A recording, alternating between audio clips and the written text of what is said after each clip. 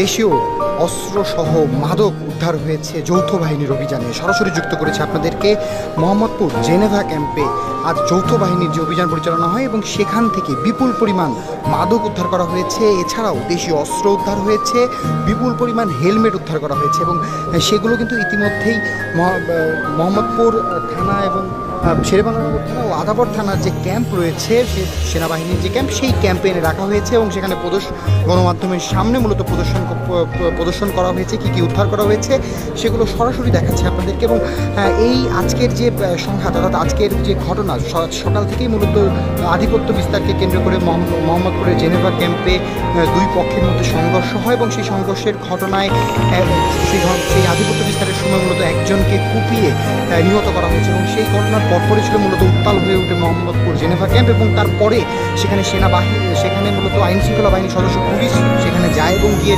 পরিস্থিতি স্বাভাবিক করবার চেষ্টা করে এবং অভিযান পরিচালনা করে এবং সেই অভিযান থেকেও মূলত দেশীয় অস্ত্রসহ দুইজনকে উদ্ধার করা হয়েছিল। এবং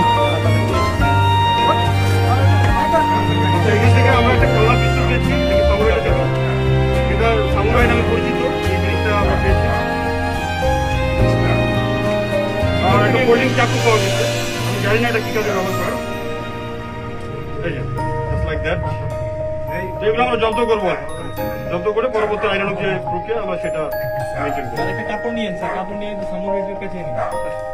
হ্যাঁ, ওটা ধারালো কিন্তু গামছা নিয়ে একটা